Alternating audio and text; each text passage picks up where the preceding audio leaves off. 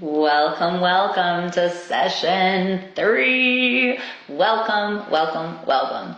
All right, session 3 of Burnout to Bliss is one of my favorite subjects as a divine feminine embodiment coach and mentor. And for those of you asking, what does that even mean? I want to explain. As a woman, part of my journey I want to share with you. Just getting grounded in here with you. Taking my own deep breaths. My own self and spiritual and somatic care. So, we go into the hustle and the grind for a lot of reasons, right? We're going to talk tomorrow about money wounds and money energetics, especially for those of you that are in business. But hustle is a program that has been running in you for a really long time. And it ran in me for a really long time. And it happens and occurs for a lot of reasons. And I want to share some of my story, but before that I want to share a little bit of history with you. If you're in Soul Up, you heard this in one of our programs that we ran a couple months ago, The Way of the Divine Feminine. But, thousands of years ago, a couple thousand years ago, before the patriarchal society came in and tried to rewrite everything, women were adored and revered and even worshipped for being a woman, for being a goddess, a priestess, a queen, for just being divine feminine. And a couple thousand years ago, the patriarchal society came in and started to teach that women were less than, okay? And then we started to lose our sense of power, our sense of value, our sense of worth. So all of this is encoded into the programming, into our DNA, if you will. But then where the hustle comes in, okay? And this might trigger some of you, and that's okay, because I want you to see triggers as activations. Because in order to truly change and shift the way of being, we have to be activated into new awareness, okay? In the 60s and 70s, the big round, there were some before that, of course, and some revolutions that were brought forth by women, but in the 60s and 70s, the feminism movement came in. And I truly feel that this actually did more harm than good. Okay, bear with me. The intention was pure. The intention was for women to take back their power. I truly believe that at the core, the intention was just to see, for them to feel valued and adored and loved and to be seen as these beautiful beings, and at the core of it, just to be valued. Again, they didn't feel valued, they didn't feel seen, they didn't feel that they had their own rights and their own power. But how I feel that this got skewed through media, through messaging, all of this stuff, is that they were screaming out to be equal, which is in theory true. Men and women are equal, right? In a lot of ways. But with this, I can do anything a man can do, ushered in a new wave of this hustle paradigm. Because this also, not on top of women, majority, there's exceptions, being the ones to raise the children, to tend to the house, to do all these things, entered in this wave of women in business, which is completely beautiful. I'm a woman in business. I love being in business. I love it. But what it did was it actually stripped us more of this divine feminine energy and sent us into wounded masculine energy. The grind, the hustle, the forcing, the pushing, the pulling to achieve an outcome out of misalignment. Neglecting the divine femininity that we hold, trying to be like man, right? So it actually set us back in the way of reclaiming the divine feminine, which I think in the purity and like deep down was the intention, just to be valued and to be seen again in value and worth, and to be loved, not to be seen as less than, right? But it ushered in this new wave of hustle. So whether you're from that era or you're like me where your mother was from that era, a lot of that is encoded in us, okay? But now I want to share a little bit of my story. See if you don't have to resonate with my story, but I want you to see how the hustle frequencies come in and how they can be really sneaky in a lot of different ways. And again, we're going to talk about money wounds and programming and stuff tomorrow in session 4. So if you know my story, I grew up in a very traumatic upbringing. I endured a lot of abuse, neglect, abandonment, all of which I have beautifully forgiven and moved on and grown, and I see it as part of my soul contract and my gift to give to the world of the healing, that I'm able to walk other women through. But from a very young age, I was very independent, okay? Very independent. Throughout my whole life, very, very independent because of this. I wanted to be on my own. I felt safe. That control frequency we talked about in the first day or so, I had to feel safe. And that's when I was feeling safe, was when I was in control.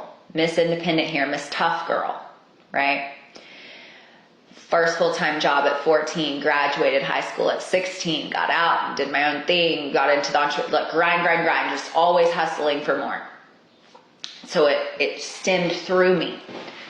But with that, again, 6 years ago, I didn't even know what divine feminine meant. I knew I was, I liked to dress pretty and, I thought I was hot back in the day and, young and all the things. And I thought that was what being a woman was, But I had lost the connection to the purity of my divine feminine energy, and I was functioning out of wounded masculine.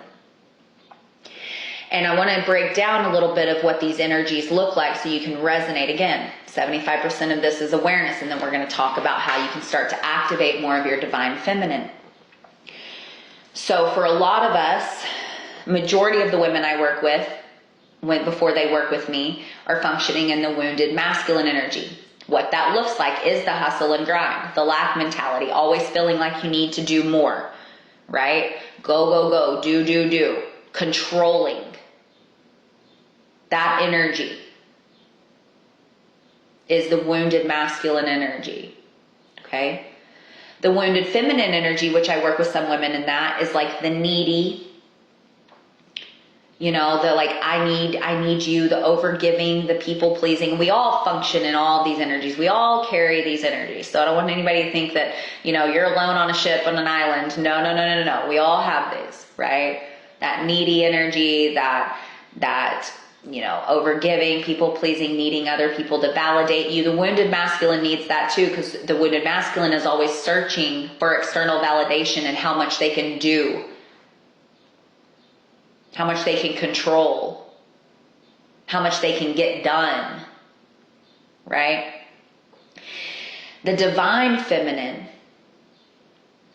is in her wisdom, her gentleness, her power. Think of the priestess, okay? Think of the queen on her throne. In her power, in her knowingness, in her compassion, in her nurturing, giving from a full heart-centered space. Sensual, sexual.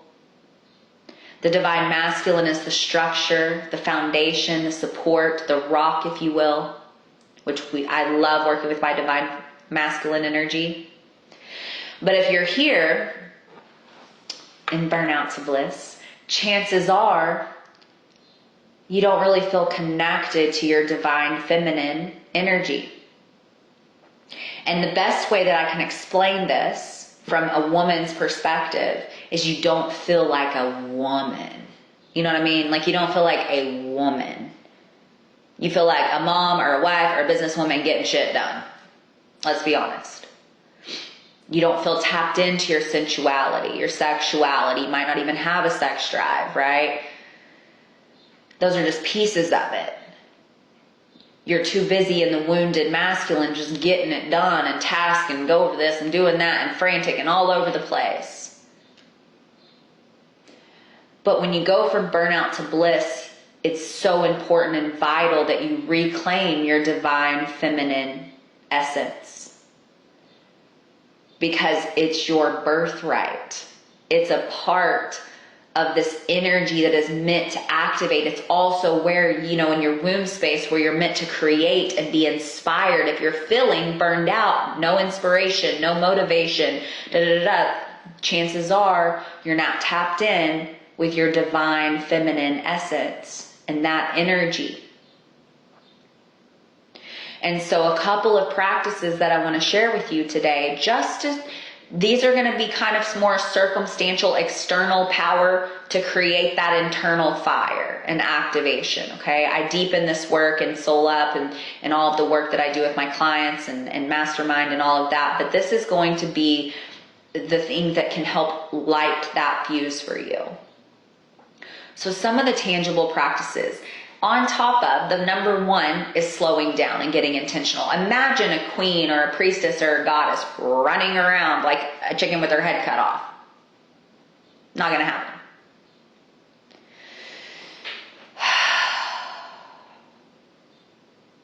So the slowing down, the intentionality, the consciousness in your journey is going to help you connect to that divine feminine energy within you.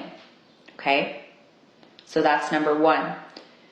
Number two, on top of that, how are you moving as a divine feminine, as a woman in your life?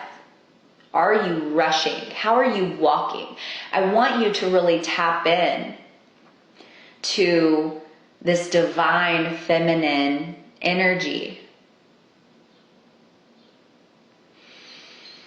How would the priestess, goddess, queen version of yourself move through her day? How would she walk? How would she talk?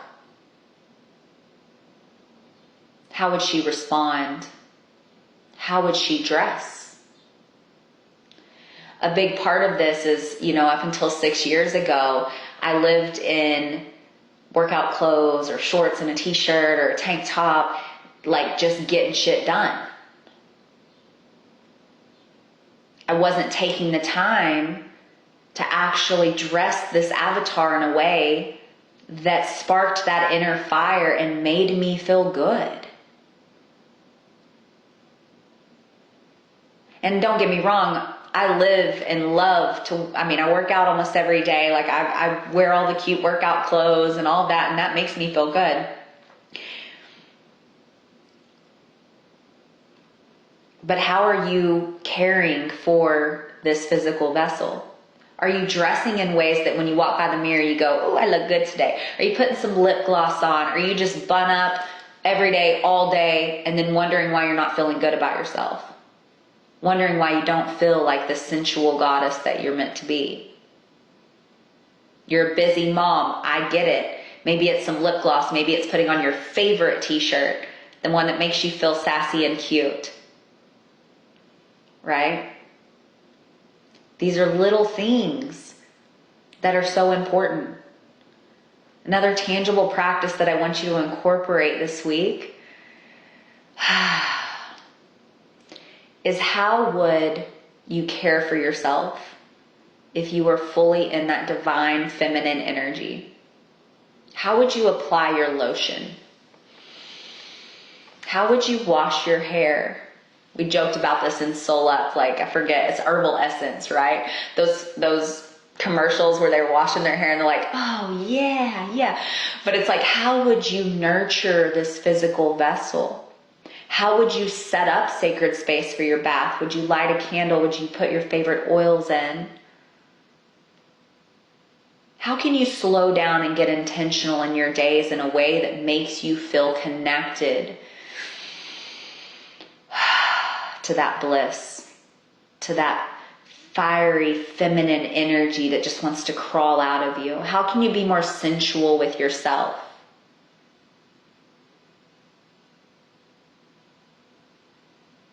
How can you be more connected to her?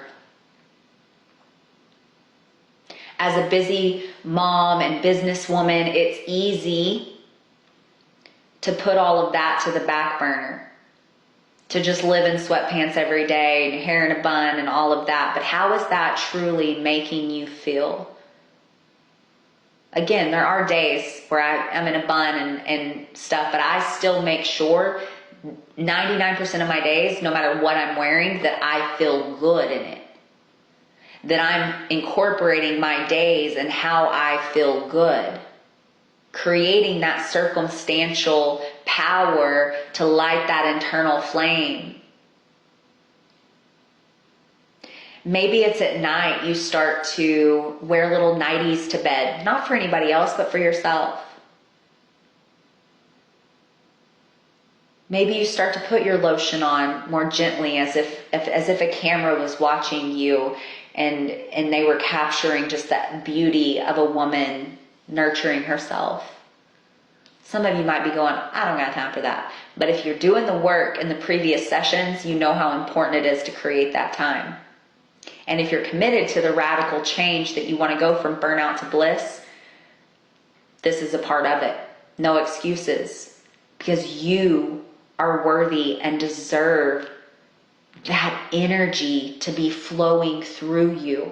And as an alchemist and an energetic healer, my healing team, as you watch this, is activating a beautiful rose pink crystalline orb in your sacral, your womb space right now. And if you want to receive that, you just say, yes, I accept.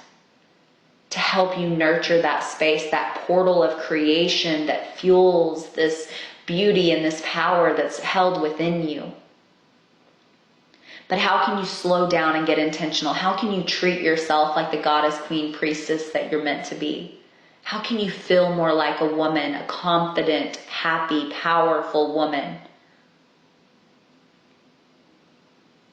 How can you speak to yourself and speak to others in a way that is so powerful and potent and profound and filled with love and compassion? These are all things to look at and to implement in your days. And if you're committed to it, you will see a change. You'll see a change in how people see you. You'll see a change in how you feel about yourself. What are some of those going back to yesterday, what are some of the self and spiritual care practices that you could incorporate into your days that really make you feel like that goddess? I'm also going to drop a meditation, an activation in here for you that I've shared in a container that I have. I believe it was the activation portal, or it was Solep. I don't know. It was one of my containers, one of my memberships. And I'm going to gift that to you to meet your higher self, to meet her, to connect with her. And then you can do the journaling prompts as well. And then I want to hear all of your thoughts in the comments. I want to hear everything that you have to say about this experience. Because part of going from burnout to bliss is feeling that divine feminine energy, laying down the wounded masculine go, go, go, or the wounded feminine needy, needy, and being in that power. All right, I'll see you for session 4 tomorrow, where we're going to dive more into the wounded masculine, starting to heal some of these money wounds and money programming, especially for you business women, entrepreneurs. Sending y'all so much love. Woo. I hope you're really enjoying this as much as I am.